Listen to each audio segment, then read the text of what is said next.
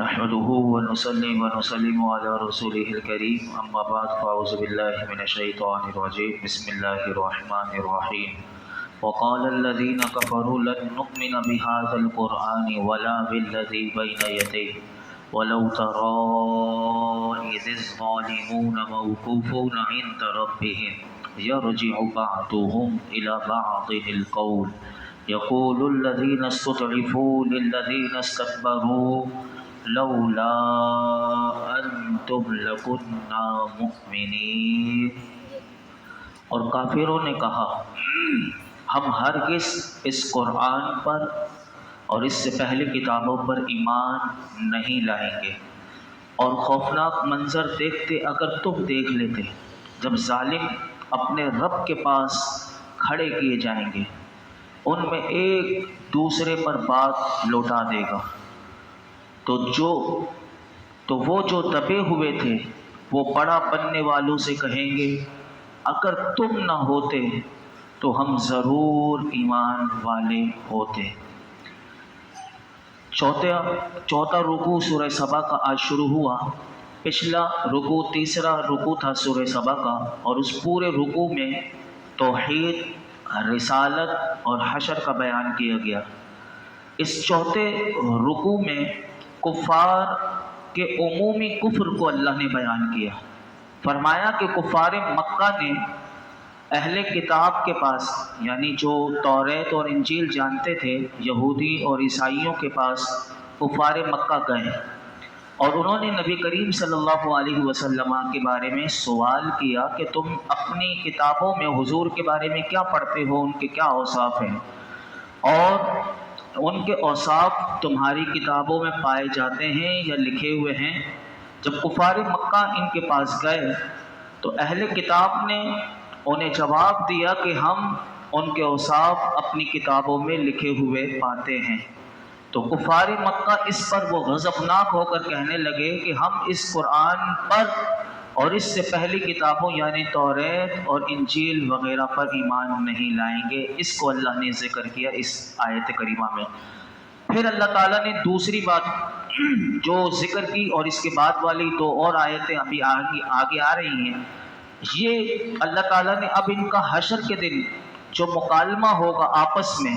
انہوں نے دنیا میں تو کفر کیا، لیکن قیامت کے دن جو ان کا مکالمہ ہوگا، اللہ تعالیٰ نے اس مکالمے کو اس آیت کریمہ کے حصے میں اور آگے کی دو آیتوں میں بیان کیا۔ فرمایا کہ اگر تم وہ منظر دیکھ لو تو بڑا عبرتناک منظر دیکھو گے کہ حشر کے دن یہی کافر جو آج قرآن کا انکار کرتے ہیں کہ ہم اس پر ایمان نہیں لاتے، اور آج وہ نبی کو، رسول اللہ کو ماننے سے انکار کر رہے ہیں، حضور کا انکار کر رہے ہیں، تو اللہ فرماتا ہے جب قیامت کا دن ہوگا یہ کافر اللہ کی بارگاہ میں کھڑے کیے جائیں گے تو یہ آپس میں ایک دوسرے سے الجھنا شروع ہو جائیں گے، یعنی اس دن قیامت کے دن یہ کافر ایک دوسرے سے الجھیں گے، اور اس وقت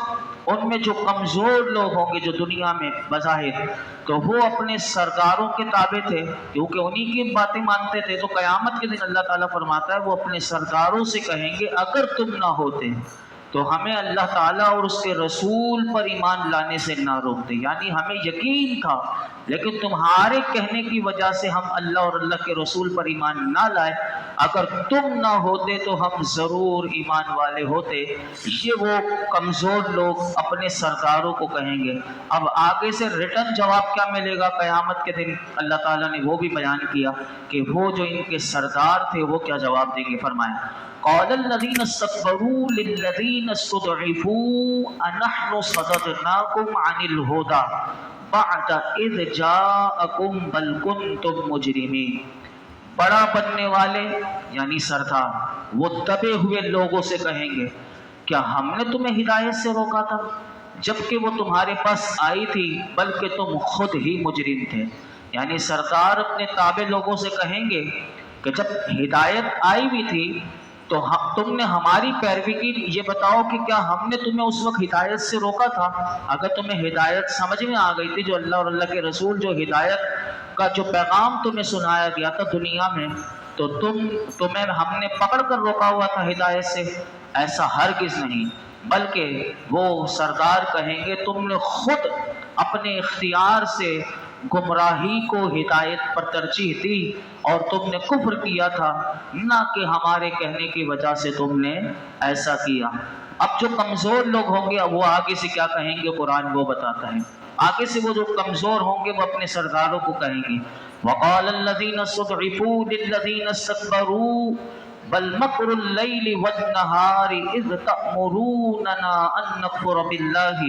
وَنَجْعَلَ لَهُ أَندَادًا وَأَسَرُّوا النَّدَامَةَ لَمَّا رَأَوُا الْعَذَابَ وَجَعَلْنَا الْأَغْلَالَ فِي أَعْنَاقِ الَّذِينَ كَفَرُوا هَلْ يُجْزَوْنَ إِلَّا مَا كَانُوا يَعْمَلُونَ۔ اور تپے ہوئے لوگ بڑے بننے والوں سے کہیں گے بلکہ تمہارے رات اور دن کے فریب نے ہمیں ہدایت سے روکا، جب تم ہمیں حکم دیتے تھے کہ ہم اللہ کا انکار کریں اور اس کے لیے برابر والے ٹھہرائے، اور وہ جب عذاب دیکھیں گے تو دل ہی دل میں پچھتانے لگیں گے اور کافروں کے گلے میں ٹوک ڈالے جائیں گے، انہیں ان کے اعمال ہی کا بدلہ دیا جائے گا۔ اس آیت کریمہ میں اللہ تعالیٰ نے ارشاد فرمایا کہ جب سردار اپنے تابع لوگوں کی بات کا انکار کر دیں گے تو وہ دبے ہوئے لوگ، وہ کمزور لوگ اپنے سرداروں سے کہیں گے ہم مجرم نہیں ہیں، بلکہ تم شب روز ہمارے ساتھ مکاریاں کیا کرتے تھے، فریب دیا کرتے تھے، اور ہمیں ہر وقت شرک پر ابھارنے والے تم لوگ تھے۔ جب تم ہمیں حکم دیتے تھے کہ ہم اللہ کا انکار کریں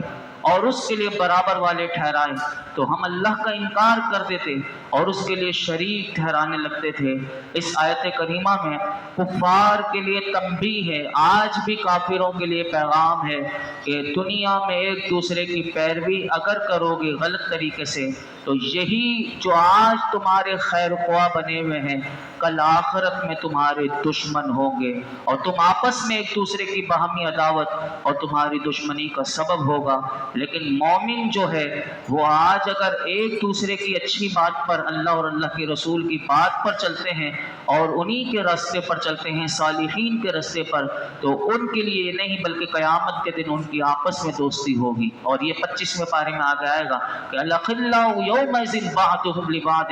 عدو إلا المتقین، کہ اس دن قیامت کے دن سب ایک دوسرے کے دشمن ہوں گے سوائے متقین کے، کہ جو آپس میں دنیا میں متقی رہے وہ قیامت کے دن بھی وہ دوست ہوں گے۔ اور آگے اللہ تعالیٰ فرماتا ہے کہ یہ تو ان کی گفتگو ہو جائے گی، لیکن اس وقت چاہے وہ سردار ہو یا پھر وہ ماتحت ہو،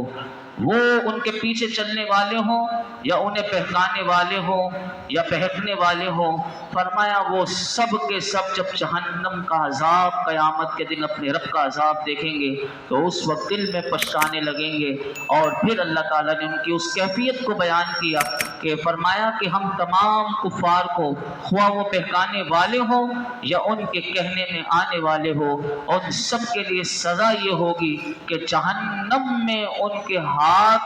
نارے جہنم کی زنجیروں سے گردنوں تک باندھیں گے، اور یہ انہیں ان کی دنیا میں کفر و معصیت کا بدلہ دیا جائے گا۔ علماء کہتے ہیں کہ مسلمان گناہگار کیوں نہ ہو، اگر وہ اگرچہ وہ جہنم میں جائے گا بھی لیکن اس کے گلے میں توق نہیں ہوگا، وہ جہنم میں اگر گیا بھی تو اس کے گلے میں یہ جو کافروں کی سزا جو ہے نا، نارے جہنم سے ان کے ہاتھ جو باندھ کر اور ان کے گلے میں جو توق پہنایا جائے گا یہ مسلمان کو نہیں ہوگا، لیکن مسلمان اگرچہ وہ جہنم میں جائے گا لیکن وہ گناہ سے پاک ہو کر وہ پھر وہ جنت میں اللہ رب العالمین اسے عطا فرمائے گا۔ آگے ارشاد فرمایا وَمَا أَرْسَلْنَا فِي قَرْيَةٍ مِّن نَذِيرٍ إِلَّا قَالَ مُتْرَفُوهَا إِنَّا بِمَا أُرْسِلْتُمْ بِهِ كَافِرُونَ، اور ہم نے جب کبھی کسی شہر میں کوئی ڈر سنانے والا بھیجا تو وہاں کے خوشحال لوگوں نے یہی کہا کہ تم جس ہدایت کے ساتھ بھیجے گئے ہو ہم اس کے منکر ہیں۔ یہاں پہلے میں تھوڑی بات بتا دوں اور اس کا شان نزول آپ کو بتاتا ہوں، اس آیت کریمہ کا شان نزول کیا ہے۔ اس آیت میں علماء کہتے ہیں کہ نبی کریم صلی اللہ علیہ وسلم کے دل کو تسکین دی گئی، دلی تسکین کی گئی۔ اب دیکھیں حضور کو کیسا اللہ رب العالمین دلی تسکین کے لیے آیت کریمہ نازل کرتا تھا۔ فرمایا کہ محبوب یہ جو کفار جو تکذیب اور انکار کر رہے ہیں آپ کی دعوت کا، آپ رنجیدہ نہ ہو، کیونکہ آپ سے پہلے جتنے انبیاء آئے ان میں سب میں یہی دستور رہا کہ مالدار لوگ اسی طرح اپنے مال اور اولاد کے غرور میں نبیوں کی تکذیب کرتے رہے۔ آج اگر یہ کفار مکہ جو مالدار ہیں اور آپ کو جھٹلا رہے ہیں آپ کی دعوت کو، تو آپ سے پہلے نبیوں کے ساتھ بھی ایسا ہوتا رہا۔ اب سنیے اس آیت کریمہ کا شان نزول یہ ہے کہ دو شخص تھے جو آپس میں تجارت کیا کرتے تھے، ان میں سے ایک جو تھا، دو پارٹنر تھے، ان میں سے ایک بزنس کا پارٹنر ملک شام کو گیا ہوا تھا اور ایک مکہ مکرمہ میں رہا۔ جب نبی کریم صلی اللہ علیہ وسلم نے اعلان نبوت فرمایا کہ میں اللہ کا نبی ہوں، تو اس سے پتہ چلا، جو ملک شام میں تھا تو اسے جب خبر وہاں پہنچی ملک شام میں کہ مکے میں کسی نے نبوت کا اعلان کیا، تو اس نے اپنے شریک پارٹنر، بزنس پارٹنر کو خط لکھا کہ تو یہ مجھے بتا کہ جنہوں نے نبوت کا اعلان کیا ہے ان کے پورے احوال مجھے لکھ کر دے کہ انہوں نے کیا دعوت دی ہے اور کیا وہ پیغام دیتے ہیں۔ تو اس شریک نے جو جواب لکھا، اس نے یہ پارٹنر کو ملک شام خط لکھ کر بھیجا کہ محمد مصطفیٰ ان کا نام ہے صلی اللہ علیہ وسلم، اپنی نبوت کا اعلان کیا ہے، لیکن چھوٹے درجے کے حقیر اور غریب لوگوں کے علاوہ اور کسی نے ان کی پیروی نہیں کی۔ بس اس نے یہ لکھا۔ آپ دیکھیے اس کے جملے کیسے تھے۔ جب یہ خط اس ملک شام کے بزنس پارٹنر کے پاس پہنچا تو وہ اپنا تجارتی کام چھوڑ کر فوراً مکے آیا، اور مکے میں آ کر اس نے اپنے اس بزنس پارٹنر کو جو مکے میں تھا اس نے کہا کہ مجھے سید عالم محمد مصطفیٰ صلی اللہ علیہ وسلم کا پتہ بتاؤ۔ اس نے پتہ بتایا۔ وہ شخص نبی اکرم صلی اللہ علیہ وسلم کی خدمت میں حاضر ہوا اور اس نے عرض کی کہ آپ صلی اللہ علیہ وسلم دنیا کو کیا دعوت دیتے ہیں اور ہم سے کیا چاہتے ہیں؟ تو میرے آقا علیہ الصلوۃ والسلام نے ارشاد فرمایا کہ میں یہ دعوت دیتا ہوں کہ بت پرستی چھوڑ کر ایک اللہ کی عبادت کرنا، اور آپ صلی اللہ علیہ وسلم نے اسے اسلام کے احکام بتائے۔ یہ باتیں اس کے دل میں اثر کر گئی، اور وہ پچھلی کتابوں کا علماء کہتے ہیں شان نزول میں کہ وہ عالم بھی تھا، یعنی توریت وہ پڑھی ہوئی تھی اس نے، تو اس نے جب حضور کی باتیں سنی اور وہ پچھلی باتیں بھی اسے یاد تھی کیونکہ وہ عالم تھا، تو اس نے حضور کی بارگاہ میں کہا کہ میں گواہی دیتا ہوں کہ آپ صلی اللہ علیہ وسلم بے شک اللہ کے رسول ہے۔ تو میرے آقا علیہ الصلوۃ والسلام نے اس سے سوال کیا کہ تم نے کیسے جانا؟ تو اس نے کہا کہ جب کبھی کوئی نبی بھیجا گیا تو پہلے چھوٹے درجے کے غریب لوگ ہی اس کے تابع ہوئے، اور یہ اللہ کی سنت الہیہ ہمیشہ سے جاری ہے۔ اس پر یہ والی آیت کریمہ نازل ہوئی کہ جس پر اللہ نے فرمایا کہ ہم نے جب کبھی کسی شہر میں کوئی ڈر سنانے والا بھیجا تو وہاں کے خوشحال لوگوں نے یہی کہا کہ تم جس ہدایت کے ساتھ بھیجے گئے ہو ہم اس کے منکر ہیں۔ تو اس سے علماء کہتے ہیں اس آیت کریمہ اور شان نزول سے ہمیں یہ معلوم ہوا کہ اکثر مالدار ہی انبیاء علیہ السلام کی مخالفت کرتے ہیں اور غریب لوگ ان کی پیروی کرتے ہیں، اور یہ قانون قیامت تک جاری رہے گا کہ اکثر سرکار اور مالدار جو ہوتے ہیں وہ گناہوں میں پیش ہوتے ہیں، جبکہ غریب لوگ نیکیوں میں آگے ہوتے ہیں۔ آج بھی ہمارے معاشرے میں یہ مثالیں آپ کو بہت نظر آئیں گی کہ مال ہونا بحیثیت برا نہیں، لیکن یہ مال ایک ایسی چیز ہے کہ اس کی محبت میں دنیا میں انسان اتنا اندھا ہو جاتا ہے کہ اسے صحیح بات یا وہ سامنے والا جو اللہ اور اللہ کے رسول کی بات سکھائے تو وہ سمجھ میں نہیں آتی اور وہ اترتی نہیں دماغ میں، کیونکہ مال کا نشہ اور ایسی چیزیں۔ میں سن رہا تھا علامہ خادم حسین رضوی رحمۃ اللہ علیہ، اللہ ان کی قبر پر کروڑوں ارب رحمتوں کا نزول فرمائے، وہ فرما رہے تھے کہ شعیب اختر وہ بالر، وہ فرماتے ہیں کہ میرے پاس آیا، اور اب دیکھیے کہ ان کی بات میں تو وہ آ کر کہنے آتے ہی پہلے تو کیونکہ اس کے پاس، کیونکہ اللہ نے اس کو یہاں اتنا مل گیا اس کو، تو وہ آتے ہی سب سے پہلے تو بیٹھا ہی حضرت کے سامنے اکڑ کے وہ فرماتے ہیں کہ پھر آتے ہی اس نے گفتگو شروع کی کہ میرے پاس میں 200 کروڑ روپے کا یعنی بزنس شروع کرنے، ایک برانڈ بنانے والا ہوں۔ حضرت کو کوئی اثر نہیں ہوا، کیونکہ وہ تو حضور کے عشق میں ان کی بات ہی بس صرف حضور سے شروع ہوتی تھی، اور حضور سے بس ان کی ساری زندگی قال اللہ قال رسول پڑھاتے ہوئے، تو وہ اپنے پہلے پیسوں کا بتانے لگا کہ 200 کروڑ روپے کا میرے پاس ہیں اور اس کا برانڈ وغیرہ۔ آپ خاموش رہے، آپ نے یہ بھی نہیں پوچھا کہ بھائی اتنا پیسہ اور اس کا یہ کرو گے، یہ اس کام میں لگا دو۔ آپ فرماتے ہیں میں بیٹھا رہا، وہ بھی بیٹھا رہا میرے پاس 2 گھنٹے، یعنی 15 منٹ شروع کی اور 2 گھنٹے تک وہ تھا، اس میں نے کوئی اس کے پیسوں سے مجھے کوئی لگاؤ نہیں تھا۔ پھر اس نے اپنی سنا دی، تو پھر میں نے وہ باتیں اللہ اور اللہ کے رسول کی، اور وہ جب وہ حضور کی باتیں سناتے تھے اللہ اکبر، اور جو حضور کی باتیں ہیں جب ہم بھی سنتے ہیں، لیکن ایک عاشق رسول جو ہوں، جنہوں نے اپنی زندگی فنا کر دی ہو عشق مصطفیٰ میں، اور ان کی زبان سے جب اس نے سنی تو اسے ایک عجیب کیفیت اس کے اوپر طاری ہوئی شعیب اختر، تو وہ اب آپ نے اس سے کہا کہ یہ بتا کہ تیرے پیسوں میں ایسی لذت ہے یا اس باتوں میں؟ تو اس نے کہا واقعی کہ ان باتوں میں جو سرور و جو کیف ہے حضور کی باتوں میں، یہ کسی چیزوں میں نہیں۔ اور اس نے وہ آخر میں جاتے ہوئے یہی کہا تھا کہ یقیناً پھر آپ کے پاس، آپ حضور کے وہ غلام ہیں کہ یقیناً پھر آپ کو کوئی خرید نہیں سکتا، کیونکہ آپ نے جو باتیں بتائیں اور آپ کی زبان جو سچ کہہ رہی ہے یہ باتیں ہیں۔ تو اسی طرح میرے آقا کی بارگاہ میں بھی جو آیا کرتے تھے تو وہ حضور کے ہی ہو جایا کرتے تھے۔ اللہ کرے کہ ہم سب کو بھی اللہ تعالیٰ قرآن و سنت کی ایسی محبت عطا فرمائے کہ ہمیں دنیا کی دولت اتنی وہ نہیں، کیونکہ رہنا تو سب یہی ہے، لیکن یہ جو چیزیں ہیں یہ ہمارے ساتھ قبر میں بھی جائیں گی۔ اللہ رب العالمین ہم سب کو بھی اپنے حبیب کا سچا وفادار بنائے، اور ان کے دین کی خدمت کے لیے اللہ ہمیں قبول فرمائے اور حضور کی سچی محبت عطا فرمائے۔ الحمدللہ رب العالمین والصلاة والسلام علی سید الانبیاء والمرسلین وعلی آلہ واصحابہ اجمعین۔ یا اللہ پاک جو کچھ سنایا اس میں کوئی غلطی کوتاہی ہو معاف فرما، اپنی بارگاہ میں قبول فرما۔